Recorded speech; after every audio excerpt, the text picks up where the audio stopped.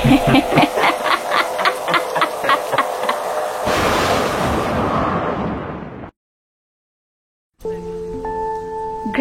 নাম হিংচেপুর। শুনলেই হাসি পায়। শুধু তাই না, আরো অনেক নতুনত্ব লুকিয়ে আছে এই গ্রামে। গ্রামবাসীর প্রায় প্রত্যেকেই এইখানে যে যার মর্জির ওপর চলে। চারিদিকে সবুজ আর সবুজ। এত সবুজের মাঝে চোখ আটকায় যেইখানে, সেই স্থান হলো হিংচেপুরের অভিশপ্ত খালপাড়।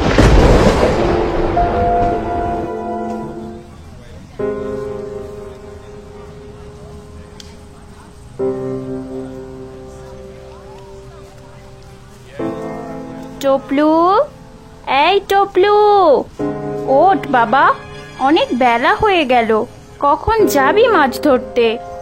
টপলু ঘুম ঘুম চোখেই বেরিয়ে পড়ে মাছ ধরার জন্য। রাস্তায় সে তার বন্ধু নেপোকে নিয়ে নেবে।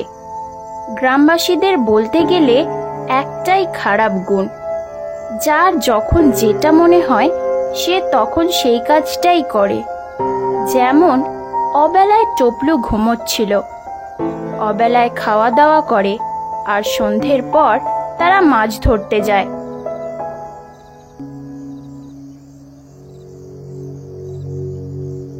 মাছ ধরতে যাবে যাও, বারবার বারণ করি, আর আজও করছি। একদম ওই খালপাড়ের বাঁশবাগান দিয়ে আসবে না। অনেক খারাপ ঘটনা শুনেছি। ওইখানে নাকি অনেক ভূত আছে। যারা যারা ওদের কবলে পড়েছে তারা কেউই বেঁচে ফেরেনি। সবাইকেই মৃত অবস্থায় পাওয়া গেছে, তাই খুব সাবধান। ও মামা, তুমি অত চিন্তা করো না তো।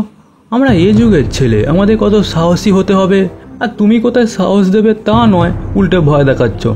দূর বাবা, মুডটাই বিগড়ে দিলে। আমি এখন আসছি, আর রাতে বাকিটা খেয়ে নেবো। টপলু বেরিয়ে পড়ল। সন্ধ্যা হয়ে গেছে। এই সন্ধেবেলা তারা মাছ ধরবে, আর সকালে সেই মাছ কেউ পাড়ায়, কেউ বা হাটে বিক্রি করতে যাবে। এই নেপো, নেপো, আয় রে, চল, যাবি না? আসছে। টপলু আর নেপো বেরিয়ে পড়ল।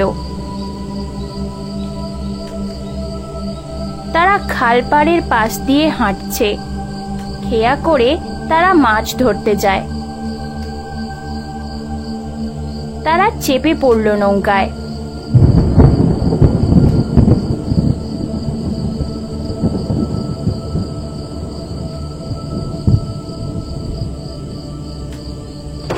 আজ নৌকায় উঠতে উঠতে তো ঝড় শুরু হয়ে গেল রে।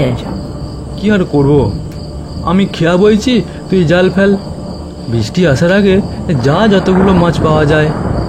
আচ্ছা ঠিক আছে।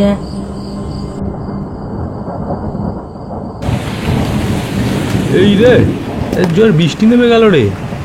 এই নেপো, এবার কি করবো রে? ওই দেখ, একটা ঘাট দেখতে পাচ্ছি, চল ওইখানেই যাওয়া যাক। হ্যাঁ তাই চ, নুই তো ভিজিয়ে চান করিয়ে যাব। ভীষণ বিদ্যুৎ চমকাচ্ছে, এইভাবে খালে থাকাটাও ঠিক হবে না।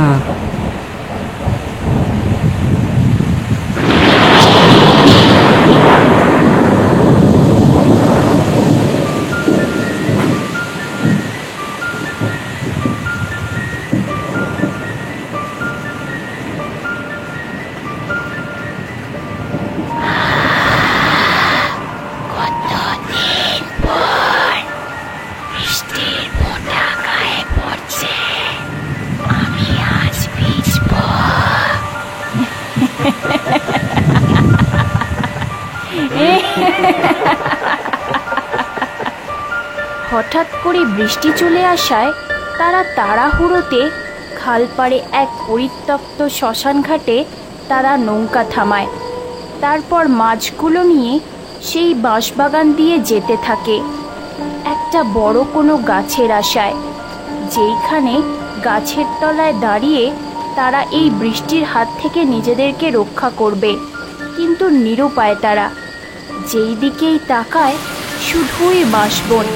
ও আমাকে কোথায় নিয়ে এলি রে? যেদিকে তাকাচ্ছে শুধু বাঁশ বন। এইখানে আশেপাশে কোথাও একটা বড় বট গাছ দেখতে পাচ্ছি না তো, যার তোলাটা একটু দাঁড়াতে পারবো। এই নেপো, আমরা কি শেষমেশ সেই বাঁশ বাগানে চলে এলাম নাকি রে, যেখানে মা বারবার আসতে বারণ করছিল? ভয় দেখাস না তো, এমনিতে মরছি বৃষ্টির জ্বালাতে। ওই দেখ, একটা ছাউনি দেখা যাচ্ছে, চ চ ওখানটায় গিয়ে দাঁড়াই। আজ আমি একা আছি এই পুরো বাঁশবাগানে। আজ কেউ নেই, শুধু আমি একা।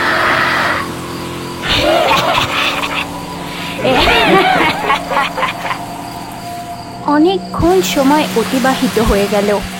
চোপড়ু আর নেপো চুপ করে বসে বসে দুজনে কাঁপছে। বৃষ্টির জলে তারা দুজনেই পুরো ভিজে স্নান করে গেছে। কিছুক্ষণ পর তারা দেখতে পায় বাঁশবাগানের দূরে একটা ছোট্ট ছাউনি। তারা ছুটতে গিয়ে সেখানে আশ্রয় নেয়। এবার খুব ঠান্ডা লাগছে আর খিদেটাও পেয়েছে ভীষণ। এইভাবে আর বসে থাকতে পারছি না। খিদে ভীষণ আমারও পেয়েছে, কিন্তু কি করি বলতো? আরে বাস, ওই দেখ, একটা দেশলাই আর কিছু শুকনো কাঠ এখানে আছে। চ আগুন জ্বালাই। আমাদের কাছে যে মাছগুলো আছে, চ কটা পুড়িয়ে খাওয়া যাক। খুঁজে খুঁজে তারা ঠিক পেয়ে গেল কিছু শুকনো কাঠ আর দেশলাই। কথায় আছে না, যে খায় চিনি তাকে যোগায় চিন্তামণি। অবশেষে অনেক কষ্টে তারা সেখানে আগুন জ্বালায়। তবে বৃষ্টি থামার নামই নেই। অনেকটাই রাত হয়ে গেছে। আগুন জ্বালিয়ে তারা কিছু মাছ পোড়াতে থাকে, কিন্তু তারা বুঝতেও পারে না যে তারা কি ভুল করেছে। এই গভীর জঙ্গলে শ্মশান পাড়ে তারা নিজেদের অজান্তে মাছ পুড়িয়ে তাদের নিজেদের বিপদকে তারা নিজেরাই আমন্ত্রণ জানিয়েছে। হেভি গন্ধ উঠেছে, মনে হচ্ছে এক্ষুনি কাঁচা খেয়ে নিই। দাঁড়া দাঁড়া, হয়ে গেছে। না না, আর একটুখানি পোড়া হোক, তাহলে খেতে ভালো লাগবে।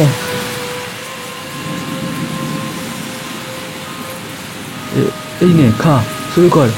দেখবি ভাই, গরম আছে।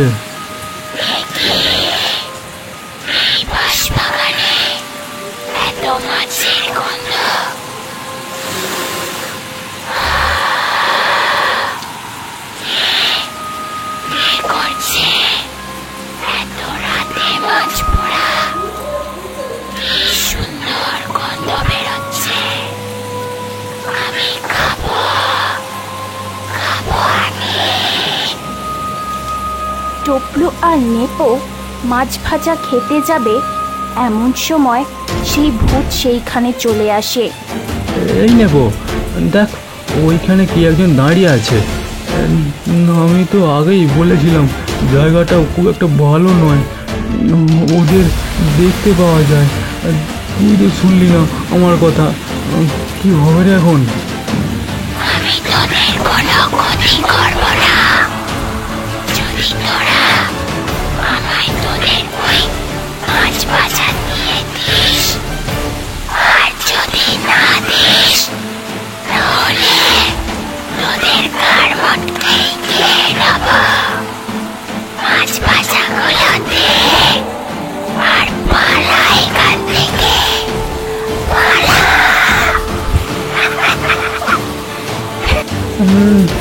না না না না, তুমি আমাদের সব মাছ নিয়ে নাও, শুধু আমাদের পানে মেরো না, আমাদের জিতে যাও।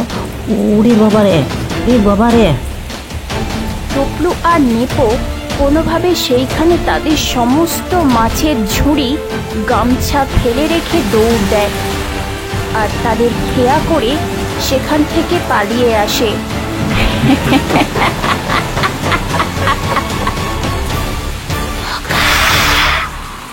ছেলেগুলো বড্ড বোকা, অত চোরাচুরি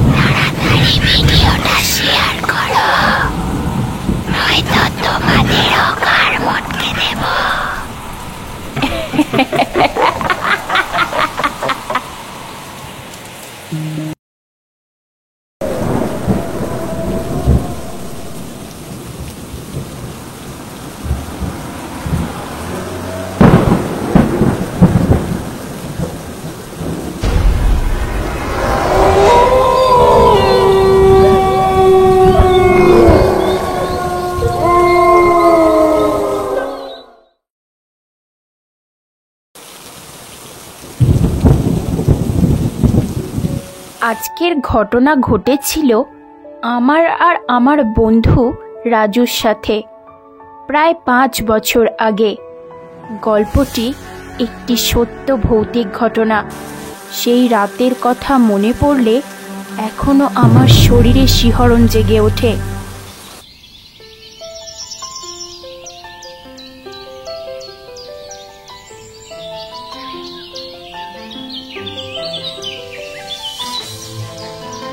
রাজু, এই রাজু, ওঠ বাবা, 8টা বাজতে গেল। এখনো পড়ে পড়ে শুয়ে থাকবি? তোর কাজকর্ম নেই?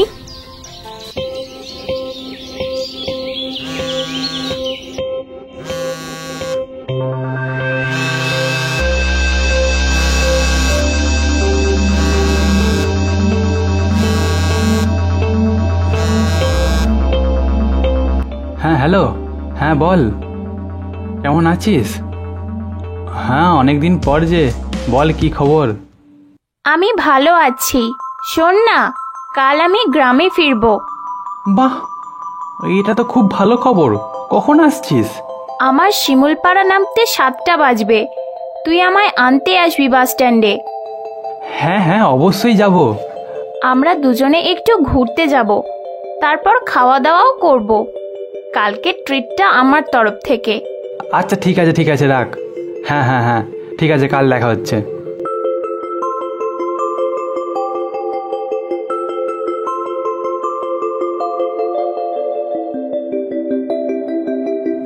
মা মা মা, একটা বিশাল গুড নিউজ আছে। কি রে, এত ফুর্তি কিসের সকালবেলা? মা তুমি শুনলে তুমিও পাগল হয়ে যাবে। কালকে কুহু দেখা করতে আসছে। তাই নাকি? সত্যিই তো আনন্দের খবর এটা। আমাদের বাড়িতে আসবে তো, নাকি শুধু তোর সাথে দেখা করবে? এই শোন না, ও তো খুব নারকেল নাড়ু খেতে পছন্দ করে। তুই তাহলে বাজার থেকে গিয়ে কটা নারকেল নিয়ে আয় না। হ্যাঁ মা, এক্ষুনি যাচ্ছি, এক্ষুনি। প্রায় 1 বছর পর রাজুর সাথে আমার দেখা হবে। ও আমার বেস্ট ফ্রেন্ড ছিল, হয়তো তার থেকেও একটু বেশি কিছু। মনটা বেশ ফুরফুরে লাগছিল। ছোট্ট থেকেই আমরা একসাথে পড়াশোনা করেছি। রাজু আমার জন্য নারকেল নাড়ু করবে বলে বাজারে সাইকেল নিয়ে যাচ্ছে নারকেল কিনতে। আমি আসবো ভেবে সারাটা দিন ওর খুব আনন্দের সঙ্গেই কেটে গেল।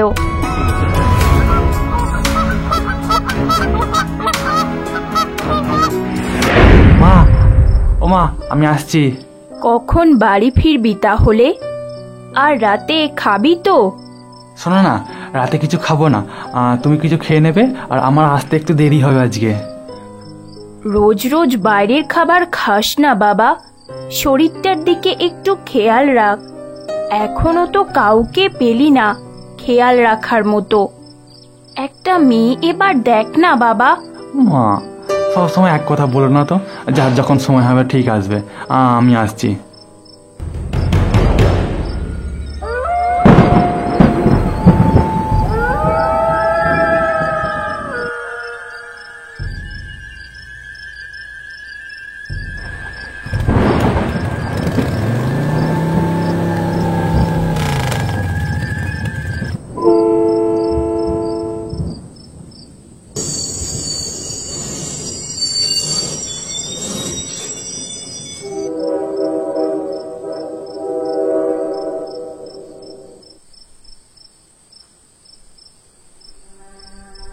যাকগে, ঠিক টাইমে পৌঁছেছি, বেশি লেট হয়নি। কিন্তু রাজু এখন এসেছে না, যাই স্টেশন থেকে নেমে দেখি।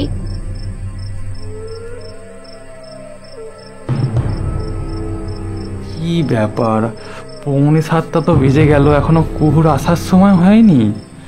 উফ, অনেকক্ষণ দাঁড়িয়ে আছি।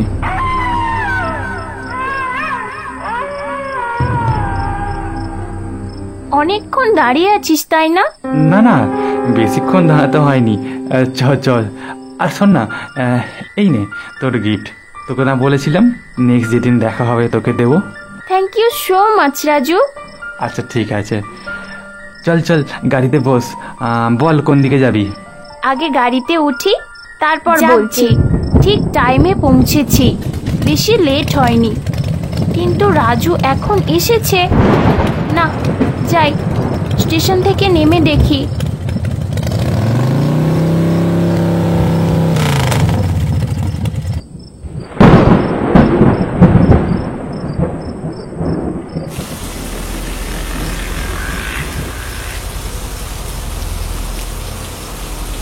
এই রাজু, চল ওই গাছটার নিচে দাঁড়াই, নয়তো পুরো ভিজে যাব।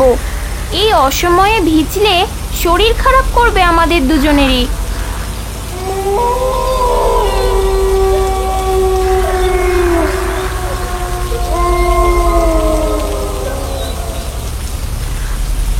আমরা তালদিঘি বাস স্ট্যান্ডে দাঁড়িয়ে পড়লাম।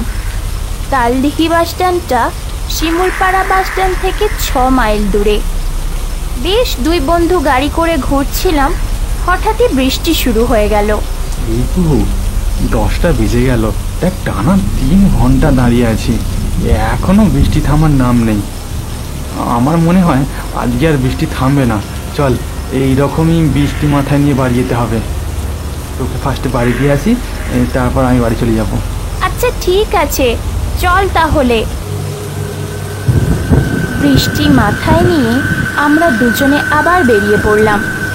হঠাৎ রাস্তায় দেখলাম এক ট্রাফিক পুলিশকে, হাতে টর্চ। এত বৃষ্টিতেও তারা তাদের ডিউটি পালন করতে অক্ষত। তাকে দেখে আমার একবার দাঁড়াতে ইচ্ছে হলো। রাজু একবার দাঁড়াতো ওই ট্রাফিক কাকুর কাছে, ওনাকে একটু চকলেট দেব। এত ঝড় বৃষ্টিতেও নিজের ডিউটি কেমন পালন করছেন উনি। এই নিন কাকু, এইটা আপনার জন্য। নিজের কথা না ভেবে আপনি আপনার ডিউটি পালন করছেন। আপনাকে দেখে আমার খুব ভালো লাগলো। এইসবের আবার কি দরকার আছে? আমরা আমাদের কর্তব্য পালন করছি, যাতে মানুষ ঠিকঠাকভাবে রাস্তা পার করতে পারে। নিন না কাকু, নিন না, চকলেটটা নিলে আমাদের খুব ভালো লাগবে। অঝরে বৃষ্টি ঝরে চলেছে, আর এই বৃষ্টিতে সেই লোকটি তার কর্তব্য পালন করেছে। আমরা দুজনে তার কাজ দেখে খুব মুগ্ধ হলাম আর তাকে চকলেট দিলাম। কিন্তু অন্ধকারে তার মুখটা ঠিক দেখতে পারছিলাম না। আমি চকলেটটা দিতে যাব, ঠিক এমন সময় প্রচণ্ড বিদ্যুৎ চমকে উঠল। আর সেই বিদ্যুতের আলোয় আমরা যা দেখলাম তা দেখার জন্য আমরা কেউই প্রস্তুত ছিলাম না। সেই ভয়ঙ্কর রূপ দেখে আমরা দুজনেই সেখানে স্তব্ধ হয়ে গেলাম। আমরা দেখলাম তিনি কোনো মানুষ নন। গোটা মুখে আঘাতের দাগ, একটি চোখ যেন কেউ বার করে নিয়েছে। লোকটির সেই ভয়ঙ্কর রূপ দেখে আমরা প্রচণ্ড ভয় পেয়ে গেলাম, আর কোনো কমে সেখান থেকে পালিয়ে এলাম। রাজু, রাজু আরো জোরে গাড়ি চালা, নয়তো আমাদের মেরে ফেলবে। ও আমাদের মেরে ফেলবে। বৃষ্টির পরিমাণ আগের থেকে অনেক কম। খানিকক্ষণ এগিয়ে দেখলাম কিছু লোকের জমায়েত। কিছু একটা ঘটনা ঘটেছে সেইখানে। গাড়ি নিয়ে তাড়াতাড়ি এগিয়ে যায়। কুহু, এখানে মনে হয় অ্যাক্সিডেন্ট হয়েছে, তাই এত ভিড়। দাঁড়া, দেখি কি হয়েছে। উফ, এই যাত্রে আমরা বেঁচে গেলাম। এই যে বলছি, এইখানে কি হয়েছে? এইখানে একটু আগে পুলিশ অফিসার লরি চাপা পড়েছে, সঙ্গে সঙ্গে লোকটি মারা গেছে। এ বাবা, ইনি তো সেই লোকটি। গিয়ে যা দেখলাম সেটাও দেখার জন্য আমরা দুজনের কেউই প্রস্তুত ছিলাম না। আমরা দুজনেই সেখানে হতবাক হয়ে দাঁড়িয়েছিলাম। কে ছিল তবে ওই লোকটা যিনি আমাদের সাথে কথা বলল? সেই উত্তর আজও আমাদের কাছে অজানা। সেই রাতের কথা ভাবলে আমার বুকটা এখনো চিনচিন করে।